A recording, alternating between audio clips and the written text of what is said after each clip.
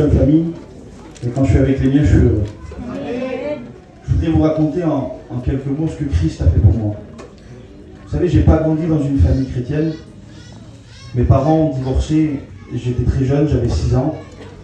Et à l'âge de 6 ans, quand mes parents ont divorcé, je suis parti vivre avec ma mère très loin d'ici, à la frontière suisse. Et à ces 6 ans, mes angoisses ont commencé. Parce que ma mère, pour faire du mal à mon père, ce qu'elle faisait, elle se vengeait de lui à travers nous. Alors on a été des enfants qu'on a été battus, des enfants où notre mère nous disait qu'elle ne nous aimait pas, mais elle t'estime pas, je t'aime pas, parce que t'es le même que ton père. Et moi j'étais tout petit et je prenais le téléphone, j'appelais mon père, il ne rayait pas. Il dit il m'arrive ça, il m'arrive ça, il m'arrive ça, et mon père il me disait je t'aime pas parce que t'es le même que ta mère. Alors tout de suite il a fallu que je grandisse tout seul. Les années ont commencé, ils ont passé, et un jour j'avais une quinzaine d'années, j'étais chez moi, dans ma chambre, je pleurais. Et on a de la famille chrétienne, mon oncle c'est Pater, et toujours il nous a parlé de Dieu, il nous a dit que Dieu nous aimait, que Jésus était vivant, que Dieu était plein d'amour. Et quand j'avais 15 ans, que j'étais devant ce miroir, devant ma chambre, je me suis rappelé de tout ça. Et j'ai dit c'est pas vrai. Si Dieu existerait, je ne souffrirais pas. Si Dieu existerait, mes parents ne me feraient pas souffrir. Si Dieu existerait, on souffrirait. C'est pas possible, Dieu n'existe pas. Alors j'ai levé les yeux au ciel et j'ai dit je sais maintenant que tu n'existes pas. Et je me suis fait une promesse à moi tout seul, je dis jamais plus personne ne me fera souffrir. Je ne dépendrai plus jamais de personne, c'est terminé. Et je demande pardon aujourd'hui aux anciens, aux pasteurs, à tous mes frères ici. Alors très jeune, je me suis mis à vendre de la drogue pour arriver à m'en sortir. Les années ont passé, j'ai eu 18 ans, je suis arrivé à Perpignan. Et quand je suis rentré à Perpignan, j'ai dit ça y est, tous mes problèmes, toutes mes angoisses, tout ce qui m'arrivait, ils sont restés là-bas. Ici, j'ai ma famille, j'ai une compagnie, je vais faire que tout, ni plus ni moins que ce qu'un jeune fait. Je dis mais je suis plus tout seul. Alors, on a commencé à faire ce que tous les jeunes font. Mais quand je rentrais chez moi le soir, que je fermais la porte de ma chambre, toutes ces angoisses, elles revenaient. Et je me mettais à pleurer et je ne comprenais pas pourquoi. Et en fait, les angoisses, elles n'étaient pas restées là-bas. Elles étaient là, elles me poursuivaient. Et j'étais pas bien, alors j'ai dit, je sais qu'est-ce qu'il faut que je fasse. J'ai dit, il faudrait que je me marie. Et si je me marie, mon foyer à moi, il ne sera pas comme celui-là de mes parents. Et je vais avoir le plus beau des foyers. Alors je me suis marié. Et quand je me suis marié, j'ai voulu manquer de rien. Alors tout ce que je faisais, je l'ai fait encore plus et je commençais à partir des mois et des mois de la maison. Et ma femme, en fait, a fait une dépression. Elle a pris des cachets et elle a voulu se suicider. Et un jour, je suis rentré chez moi, j'ai même ça que j'arrive pas. Alors encore une fois, j'ai regardé au ciel, mais je ne sais pas pourquoi je faisais ça, parce que pour moi, Dieu n'existait pas. J'ai regardé le ciel et j'ai dit vraiment, tu n'existes pas. Mon enfance, ma jeunesse, mon foyer, je sais qu'est-ce qu'il faut que je fasse. J'essayais toujours de trouver une solution pour avoir un petit moment de bonheur. Alors j'ai dit, il faudrait que j'aille un enfant. Et cet enfant, je vais lui donner tout l'amour que moi j'ai pas reçu. Cet enfant, il ne manquera jamais de rien. Ça va être l'enfant le plus heureux de la planète. Et j'ai eu une petite fille. Et quand j'ai eu cette petite fille, comme je voulais qu'elle aille tout, je suis parti encore plus longtemps. Et un jour, je suis revenu, je partais 2-3 mois, je revenais une semaine, je partais 2 mois, je revenais 1 mois. Et un jour, je suis rentré chez moi et ma femme m'a dit, Patan, elle dit, assis-toi. Mais j'ai dit, qu'est-ce qu'il y a? Elle m'a dit, j'ai une mauvaise nouvelle. J'ai dit, de toute façon, j'ai l'habitude, j'ai dit, moi. Il dit, ta fille, on l'a amenée au docteur. Il dit, regarde. Et ma fille, elle avait 3 ans. Elle ne parlait pas, elle ne marchait pas, elle faisait rien, elle se tapait toute seule, elle criait, il fallait que ma femme l'aille constamment dans les bras. Et elle m'a dit, assis-toi, j'ai quelque chose à te dire, on a amené ta fille au docteur, et ta fille est autiste. Elle fait des crises d'épilepsie, elle a un retard mental, ta fille est malade. Vous savez ce que j'ai fait? J'ai fermé la porte de chez moi, je les ai laissés tout seuls. Parce que je m'étais promis de plus souffrir. Et quand je suis sorti dehors de chez moi, j'ai dit à Dieu, vraiment, tu m'as tout pris. Et vous savez, on avait été élevé d'une manière où il fallait qu'on soit fort, il fallait qu'on... Voilà. Mais à ce moment-là, je le dis, et des fois c'est avec honte que je le dis, mais je voulais mourir, j'avais tout perdu. J'avais pas eu mes parents, j'avais pas eu une belle enfance, ni une bonne jeunesse, mon mariage était détruit, mon foyer était détruit, ma femme voulait se suicider, elle prenait des cachets, et maintenant mon enfant était malade, j'ai dit, ça existe, c'est pas possible. Et un jour, ma femme, elle vient, elle me dit, Patan, elle dit, il faut une réunion comme ce soir. Là. Elle me dit, laisse-moi y aller. J'ai dit, ça n'existe pas. Si tu y vas, ça ira pas. Et elle a ouvert la porte de la chambre de ma fille était allongée, elle était là, elle ne bougeait pas, c'était visuel, on voyait qu'elle avait une maladie. Elle m'a dit, regarde, elle dit, on a tout fait. On a été dans tous les docteurs, on l'a amené partout. Il dit, il n'y a rien à faire. Et si ça serait vrai? Et pour qu'elle me laisse tranquille, je lui ai dit, vas-y. Je lui ai dit, mais moi, je ne viens pas. Alors, elle a pris ma fille, elle est partie à la réunion. 1h30, 2h après, elle est rentrée à la maison. Et quand elle est rentrée à la maison, elle a ouvert la porte de chez moi et elle souriait. Ça faisait des années que je n'avais pas vu ma femme sourire. Et elle avait un grand sourire et elle me disait, Patan, je ne suis plus malheureuse. J'ai plus envie de mourir. J'ai rencontré Jésus. Et moi, quand elle m'a dit ça, je dis, mais tu n'as pas le droit de dire ça. Tu ne peux pas être heureuse. Regarde notre vie, regarde notre foyer, regarde notre enfant. Et tu dis que tu es heureuse. Elle dit, attends, elle dit, j'ai pas fini. Elle dit, ils ont prié pour ta fille. Et ils m'ont dit que dans une semaine, elle serait totalement guérie. Mais moi, quand ils m'ont dit ça, je me suis mis très en colère. Parce que je me suis dit, dans une semaine, elle ne sera pas guérie parce que Dieu n'existe pas. Et j'ai dit, le pasteur qui a prié pour ma fille, il vient de détruire encore plus ma vie. J'ai dit, parce que quand elle ne sera pas guérie, ma femme va refaire une dépression.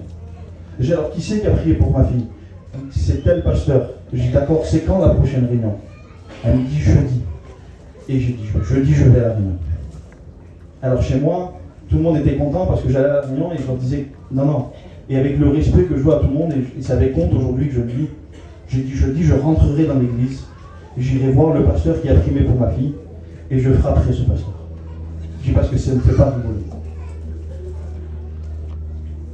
Mais il s'est passé quelque chose de bizarre, c'est que pendant tout ce temps-là, je disais à ma femme, jeudi la réunion, et elle me disait, oui, oui. Un jour, 2 jours, 3 jours, et dans 2-3 jours, il y a la réunion là. Elle me disait, Patan, ça fait 3 fois que tu me le dis. Et je dis, c'est bizarre qu'elle a réagi. À travers elle, j'ai vu qu'elle croyait à quelque chose de vrai. Alors jeudi, j'ai été à la réunion. Quand je suis rentré dans cette église, le pasteur, il n'était pas encore là. Alors j'ai attendu. Et au bout d'un moment, j'ai eu honte. Dès que ça fait honte. Je ne peux pas faire ça. Alors je me suis assis. Et quand je me suis assis, le pasteur est rentré, il a commencé à prêcher, à chanter. Je vous dis honnêtement, je ne me rappelle pas tout ce qui a été dit. Et à un moment donné, la réunion a pris fin. Et ça me tardait que ça finisse pour aller le voir. Et le pasteur a pris le micro et dit, on va passer aux annonces. Pour lui, c'était terminé. Mais pour Jésus, ça commençait. Il y a une prophétie qui s'est levée. Et elle m'a dit ça. Mon fils. J'en avais assez. On m'avait jamais dit mon fils, on m'avait jamais dit qu'on m'aimait. J'avais jamais été heureux en une phrase que Dieu venait de me dire, mon fils. Il venait de pénétrer mon cœur et ça a été une explosion. Et il m'a dit ça, mon fils, quand tu avais 15 ans, que tu étais dans ta chambre, que tu pleurais, que tu levais les yeux vers moi et t'as dit que j'existais pas. Il dit, moi, jusqu'à aujourd'hui, j'étais avec toi. À ce moment-là, j'ai pas compris ce qui se passait parce que c'était quelque chose que j'avais dit à personne. Alors j'ai fermé mes yeux et j'ai fait une prière dans ma tête pour que personne n'entende. Et j'ai dit, je ne sais pas si c'est toi. Je ne sais même pas si tu existes. Mais si c'est vrai, je voudrais que tu fasses ça. Que tu me dises que toute la réunion, ça a été pour moi. Que tu me dises que tu viens d'entendre la prière que j'ai faite dans ma tête. Et je veux répondre avec mes propres mots. Si tu fais ça, je croirais que tu existes. Et j'ai ouvert les yeux. Et est-ce que vous voulez savoir qu'est-ce qui s'est passé? Un homme s'est levé, il a prophétisé, et il m'a dit, mon fils, j'ai entendu la prière que tu viens de faire dans ta tête. Oui, tout ce qui a été fait ce soir, c'était pour toi. Et je réponds avec tes propres mots. À ce moment-là, Église, il m'est tombé quelque chose dessus, je ne comprenais pas. Je demandais pardon et je disais merci. Il y avait un amour qui était en train de m'envahir. Et laissez-moi vous dire quelque chose, à ce moment-là, je n'ai pas rencontré un pasteur, je n'ai pas rencontré une église, je n'ai pas rencontré une manière de faire, j'ai rencontré la plus belle personne de l'univers qui s'appelle Jésus-Christ. Je suis sorti de cette église, j'ai pris ma fille et ma femme, je suis parti dehors. Quand je suis sorti dehors, je regardais les arbres, c'était beau. Je regardais le sol, il était beau, tout était beau. Je disais, Mélina, c'est beau. Elle me disait, mais qu'est-ce que t'as? J'ai vite, on va chez nous. Je suis rentré chez moi, je me suis assis et pour l'une des premières fois de ma vie, j'ai fait ça. Fini. Plus d'angoisse, plus de problème, une joie qui était en moi, je ne comprenais pas ce qui m'arrivait. Et ma fille, je regardais ma fille, elle était malade, mais pour moi, ça y est, c'était le plus beau de tous les enfants. J'ai pris ma fille dans les bras, Et elle avait comme des petits boutons. Et les pas, dit que ça te fait mal, les pas te fait mal. Elle s'est tournée vers moi. Et je vous promets que son regard a changé. Et elle m'a dit, papa, arrête de toucher mes boutons. Ça me fait mal. Elle n'avait jamais parlé. Et là, elle me dire une phrase complète. Et moi, je dis, Mélina, c'est pas normal. Je dis, Mélina, viens voir. J'ai viens voir. Je dis, ma fille, qu'est-ce que t'as dit? Eh bien, maman, j'ai dit à papa qu'il arrête de toucher mes boutons parce que ça me faisait mal. Et je me suis mis à pleurer. J'ai dit, mais Mélina, elle parle. Et ma femme me dit, papa, elle a dit, regarde l'horloge. J'ai dit, qu'est-ce qu'il y a? C'était minuit passé. Aujourd'hui, ça fait 7 jours. Le lendemain matin, je suis parti au docteur où on suivait ma fille. Elle est rentrée, il y avait comme des petites tasses de café. Elle est rentrée, elle a dit bonjour madame. Elle a fait semblant de faire du café. Elle dit vous voulez du café? Le docteur, il ne comprenait pas. Il disait monsieur, c'est impossible. Impossible, impossible. Mais moi, je savais qu'avec moi, il y avait le Dieu de l'impossible. Qu'avec lui, il n'y avait rien d'impossible. Alors il dit monsieur, laissez-la là toute la journée. Il dit on va refaire tous les examens. Il dit mais c'est pas normal. Alors on est resté la journée. Le soir, je suis rentré chez moi. Et le lendemain, on est retourné dans ce centre. Et quand j'ai ouvert la porte, il y avait des gens qui applaudissaient et qui disaient bravo, bravo. Et moi je ne comprenais pas. J'ai dit mais là, qu'est-ce qu'ils ont? Ils entendaient bravo, bravo. Il dit monsieur, c'est à vous qu'on dit bravo. Mais j'ai dit pourquoi? Il dit monsieur, on ne comprend pas. Il dit vous savez, il dit on est docteur, on croit à la science, à l'évolution, à toutes ces choses-là. Il dit mais aujourd'hui on veut bien croire que Dieu existe parce que votre fille vient d'être guérie d'une maladie qui ne se guérit pas. Il dit mais monsieur, j'ai pas fini. Il dit vous savez quand on fait des crises d'épilepsie, il dit, dans le cerveau, on trouve toujours une trace. Même si on n'en a fait qu'une et que pendant 40 ans, on n'en fait plus, il y a une trace. Il dit, non seulement votre fille est guérie, il dit, mais en plus, c'est comme si elle n'en avait jamais fait. Alors, je suis parti. J'étais une nouvelle personne. J'avais un nouveau foyer. Un nouvel enfant. Alors, j'ai dit, viens, on va passer 2-3 jours en vacances. Et je me suis fait prêter une voiture.